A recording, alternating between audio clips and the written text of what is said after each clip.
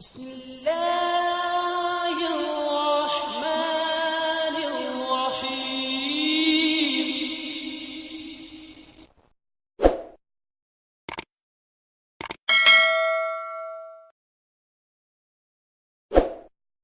ان کا سوال یہ ہے کہ وہ کہ انبیاء علیہ السلام کا تدفین ہونے کے بعد قبر کا مٹی ان کو چھوتا نہیں۔ میں کہا یہ قانون قدرت کے خلاف ہے۔ کوئی بھی انسان وفات پانے کے بعد قبر کے مٹی اس کو گلا دیتا ہے، وہ کہہ رہے کہ نہیں، کیا اس کے بارے میں تھوڑا تفصیل بتا دیجیے؟ جی جزاکم اللہ۔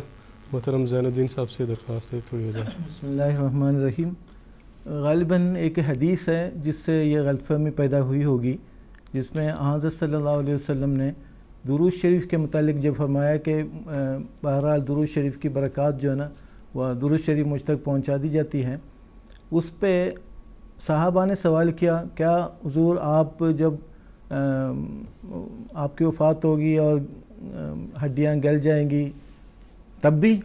تو حضور نے فرمایا ان اللہ حرم علی الارض اجساد الانبیاء۔ یہ حدیث ملتی ہے کہ اللہ تعالیٰ نے زمین پر انبیاء کے جسموں کو حرام کر دیا ہے، وہ زمین ان کو گلا نہیں سکے گی۔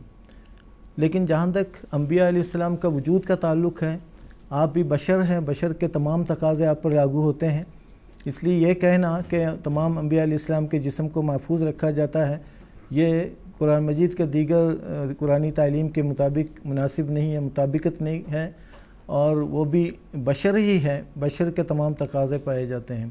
جیسے کہ اللہ تعالیٰ نے فرمایا، انس صلی اللہ علیہ وسلم نے فرمایا کہ قرآن مجید میں کہ انما انا بشر مثلکم یوحی الیہ انما الہکم الہ واحد، میں تو صرف ایک بشر ہوں تمہاری طرح، فرق یہ ہے یوحی الیہ انما الہکم الہ واحد، مجھ پر یہ وحی کی جاتی ہے کہ تمہارا معبود ایک ہی معبود ہے۔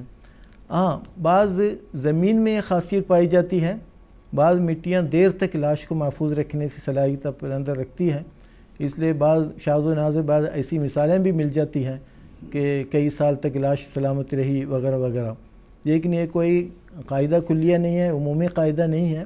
بہرحال یہ اعتقاد درست ہے کہ انبیاء علیہ السلام بھی دیگر بشری تقاضوں سے مستثنی نہیں ہے، وہ تمام قوانین آپ پر بھی لاگو ہوتے ہیں، اور بعض شاذ و نادر ہیں وہ بہرحال وہ الگ ہی ہیں، شاید ایسا ہو۔ بہرحال اس حدیث سے یہ استنباط کرنا کہ تمام انبیاء اس کے ذیل میں آتے ہیں وہ غلط ہے۔ میں تھوڑی سی یہ بھی وضاحت کر دوں کہ حضرت یعقوب علیہ السلام کی جب وفات ہوئی ہے مصر میں، تو جب کنعان کی زمین میں ان کو لے جایا گیا تو ان کی قبر سے صرف ہڈیاں ملی تھیں ان کی۔ تو حضرت یعقوب تو بڑے بزرگ نبی تھے جن کو اسرائیل بھی کہا جاتا ہے، اسی کی وجہ سے ان کے بچوں کے نام بنی اسرائیل پڑ گئے۔ تو وہ بھی ایک کشف کی وجہ سے ہے کہ کہتے ہیں کہ انہوں نے اللہ تعالیٰ کے ساتھ کشتی لڑی تھی، تو آخرکار جو ہے یہ جیت گئے تھے، تو ان کا نام اسرائیل رکھا، خدا کا پہلوان۔ تو حضرت یعقوب علیہ السلام کی ہڈیاں جو ہیں وہ پھر تابوت میں ڈال کر کنعان کی زمین میں دفنائی گئی تھیں۔